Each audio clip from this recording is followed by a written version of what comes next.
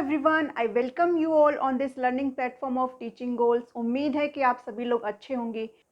CTET का जो exam होता है वो बहुत इजी एग्ज़ाम होता है, ये मैं आपको बहुत बार बता चुकी हूँ। इस एग्ज़ाम को क्लियर करने के लिए कुछ कीवर्ड्स होते हैं, कुछ होते हैं पॉजिटिव कीवर्ड्स और कुछ होते हैं नेगेटिव कीवर्ड्स। अगर आप इन कीवर्ड्स को अच्छे से पहचान जाते हैं तो आप ऑप्शंस को ईजिली रिमूव कर देते हैं और जो सही वाला ऑप्शंस होता है उसको आप अच्छे से कैच कर लेते हैं। तो आज की इस वीडियो में मैं आपको नेगेटिव कीवर्ड्स बताऊंगी कि इन कीवर्ड्स को देख करके ऑप्शंस को आप कैसे रिमूव कर सकते हैं, कैसे आप ऑप्शंस को कैंसिल कर सकते हैं।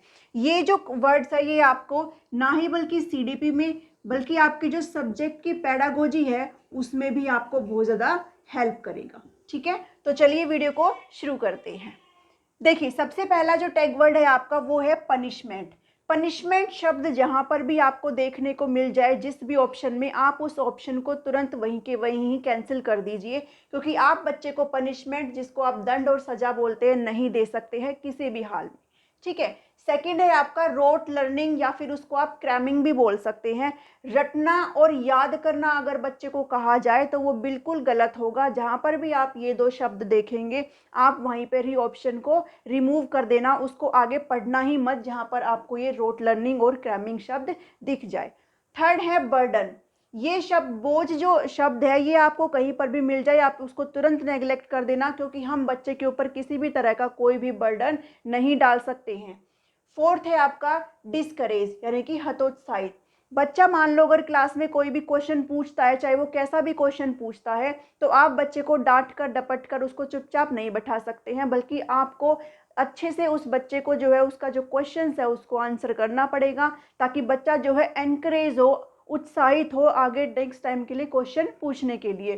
तो आपको डांट करके उसको डिस्करेज नहीं करना है। तो जिस भी ऑप्शन में डिस्करेज शब्द मिल जाएगा आप उस ऑप्शन को नेग्लेक्ट कर देंगे। ओनली, ये जो है ना बहुत बार पूछा जाता है। ओनली जो है बहुत बार आया एग्जाम में। जहां पर भी केवल, मात्र, सिर्फ, ही जैसे शब्द आ जाए वो वाला ऑप्शन आपने पढ़ना ही नहीं है, उसको तुरंत उसी टाइम में आप क्या कर देंगे, रिमूव कर देंगे। जेंडर इनइक्वालिटी की बात अगर किसी ऑप्शन में की जा रही है तो आप उस ऑप्शन को नेग्लेक्ट कर देंगे। लैंगिक असमानता को आप क्या करेंगे, नेग्लेक्ट करेंगे। कुछ क्वेश्चंस होते हैं जिनमें ऐसे पूछ लिया जाता है कि जैसे एग्जांपल ले लो कि ऐसे बोल देंगे कि जो लड़कियां होती है वो मैथ्स में अच्छी होती है, या फिर बोल देंगे कि लड़के जो होते हैं वो मैथ्स में अच्छे होते हैं, तो उसका क्या रीज़न है। ऑप्शन में कहीं ना कहीं इसके बारे में जिक्र मिलेगा, तो आप इस चीज़ को तुरंत ही क्या कर देंगे, रिमूव कर देंगे। नहीं, ऐसा कुछ भी नहीं है। ठीक है, जेंडर इनइक्वालिटी की जहाँ पर भी बात होगी वो वाला ऑप्शन आपका गलत होगा। सेवंथ है आपका पैसिव। जहां पर भी चाइल्ड को, बच्चे को पैसिव बता दिया जाए, यानी कि निष्क्रिय बता दिया जाए, वो वाला ऑप्शन आपका बिल्कुल गलत होगा, क्योंकि बच्चा पैसिव नहीं हो सकता है। लर्निंग के मेथड में बच्चा क्या होगा, एक्टिव होगा। बच्चा खुद से करके सीखेगा, सक्रिय योगदान जो है बच्चे का रहेगा। ठीक है। एट्थ है टीचर या फिर टेक्स्ट बुक सेंटर्ड। जो लर्निंग की जो प्रोसेस होती है वो ना ही तो टीचर सेंटर्ड होती है, अध्यापक केंद्रित होती है, और ना ही टेक्स्ट बुक सेंटर्ड होती है, ना ही वो पाठ्य पुस्तक केंद्रित होती है। ठीक है। जो पढ़ने की प्रक्रिया वो चाइल्ड सेंटर्ड होना चाहिए। बच्चे को जो है फोकस करके चलना पड़ेगा बच्चे को पढ़ाने के लिए। तो यहाँ पर भी ये वर्ड आप देख लेंगे, वो वाला ऑप्शन को आप रिमूव कर देंगे। नाइन्थ है आपका ब्लैंक स्लेट, जिसको आप कोरी तख्ती बोल सकते हो। अगर कहीं पर भी बच्चे को ब्लैंक स्लेट बोल दिया जाए तो वो वाला ऑप्शन बिल्कुल गलत होगा, क्योंकि बच्चा कभी भी ब्लैंक स्लेट नहीं होता है। बच्चा जब स्कूल में एंटर करता है तो बहुत कुछ सीख करके एंटर करता है। तो अगर कोई ये कहे कि बच्चा ब्लैंक स्लेट है तो वो बिल्कुल ही कहना क्या होगा, गलत होगा। टेंथ है आपका लिमिटेड, सीमित। जहां पर भी लिमिटेड शब्द यानी कि सीमित शब्द आपको देखने को मिल जाए तो ये बहुत ज़्यादा नेगेटिव वर्ड है और आप उसको तुरंत ही नेग्लेक्ट कर देंगे, उसको रिमूव कर देंगे। कंट्रोल्ड क्लासरूम, अगर कक्षा को नियंत्रण करने की बात की जा रही है तो वो वाला ऑप्शन बिल्कुल गलत होगा, क्योंकि क्लासरूम को कंट्रोल नहीं कर सकते। क्लासरूम का एनवायरनमेंट ओपन एनवायरनमेंट होना चाहिए, जिसमें सभी बच्चे अपने अपने क्वेश्चंस पूछने का अधिकार रखते हो, और टीचर को चाहिए कि वो सभी बच्चों के जो क्वेश्चंस है, जो डाउट है, उनका आराम से हल निकाल सके। ठीक है। नेक्स्ट है बच्चे के विचार, मातृभाषा त्रुटियों को महत्व ना देना। जो बच्चे के थॉट है, जो बच्चे के विचार है, उनको अहमियत देनी चाहिए, उनको नेग्लेक्ट नहीं करना चाहिए। और साथ ही जो बच्चे की मदर टंग है, मदर टंग मैं आपको बार बार बता चुकी हूँ, जो उसके घर परिवार में भाषा बोली जाती है वो उसकी मदर टंग होती है। ठीक है, मदर टंग को भी टीचर इग्नोर नहीं कर सकते हैं। और साथ ही जो बच्चे एरर करते हैं क्लास में, जो त्रुटियां बच्चे करते हैं, उनको भी इग्नोर नहीं किया जा सकता। तो कहीं पर भी बच्चे के विचार को, उसकी मातृभाषा को, उसकी त्रुटियों को महत्व ना देने की बात हो तो आप उस ऑप्शन को वहीं पर ही नेग्लेक्ट कर देंगे, वहीं पर ही रिमूव कर देंगे। ठीक है। थर्ड है लेक्चर मेथड। लेक्चर मेथड से बच्चे को हम बिल्कुल भी नहीं पढ़ा सकते हैं, सिर्फ हम अपना लेक्चर डिलीवर करके नहीं जा सकते हैं। आप एक अध्यापक हैं, आपको देखना पड़ेगा कि बच्चे को समझ आ रहा है या नहीं आ रहा है। आप उसको सिर्फ टेक्स्ट बुक से नहीं पढ़ा सकते हैं, आपको उसको बाहरी एनवायरनमेंट से भी जोड़ करके रखना होगा। 14th है आपका कंट्रोल, नियंत्रण।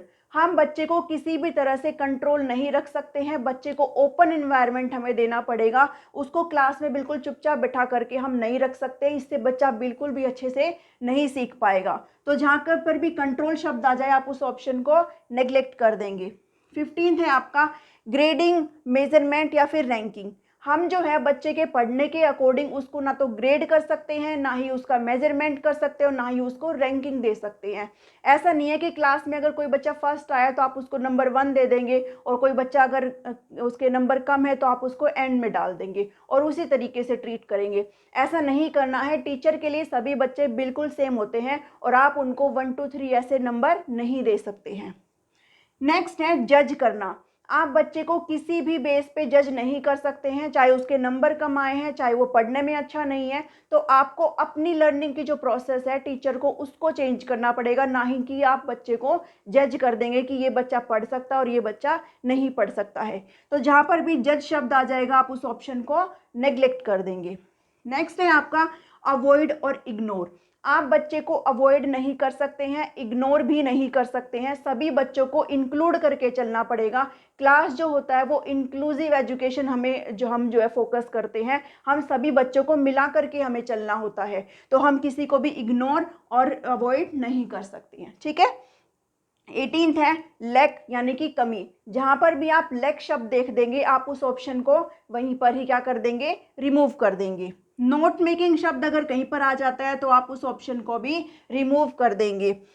नेक्स्ट है 20 आइसोलेट या फिर अलगाव। आप बच्चे को किसी भी तरह से क्लास से अलग नहीं कर सकते हैं, चाहे वो कैसा भी बच्चा हो, चाहे वो पढ़ने में ठीक नहीं हो। अगर वो पढ़ने में ठीक नहीं है या मान लो वो होमवर्क करके नहीं आया है तो आप उसको प्यार से डील करेंगे, ना कि आप उसको कोने में बिठा देंगे कि तू चुपचाप वहाँ पे जाके कोने में बैठ जा। ऐसे नहीं करना है। ठीक है। तो आप बच्चे को आइसोलेट भी नहीं कर सकते हैं। नेक्स्ट है फॉल्ट और गलती।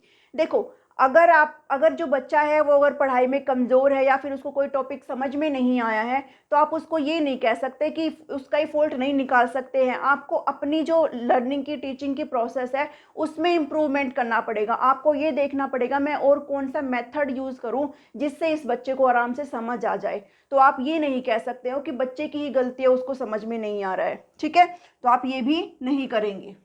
उसके बाद है आपका नेक्स्ट है रूल और फॉर्मूला। कहीं पर भी नियम की अगर बात कर रहे हैं, फॉर्मूला और रूल्स की अगर बात हो रही है तो वो वाला ऑप्शन भी आप तुरंत क्या कर देंगे, नेग्लेक्ट कर देंगे। तो आज की इस वीडियो में ये मैंने कुछ टैग वर्ड्स आपको बताए हैं, नेगेटिव टैग वर्ड्स है जिनको आप यूज करके ऑप्शंस को आराम से एलिमिनेट कर सकते हैं और आप अपना कदम एक जो अच्छा वाला ऑप्शन है उसकी तरफ बढ़ा सकते हैं। अगली वीडियो में आपको कुछ पॉजिटिव टैग वर्ड्स लेकर के आऊंगी जिनसे भी आप क्या कर सकते हैं, आराम से अपना आंसर ढूंढ सकते हैं। आज की इस वीडियो में इतना ही है। नेक्स्ट टाइम आपको मिलती हूँ एक नई वीडियो के साथ। Thank you, thanks for watching me.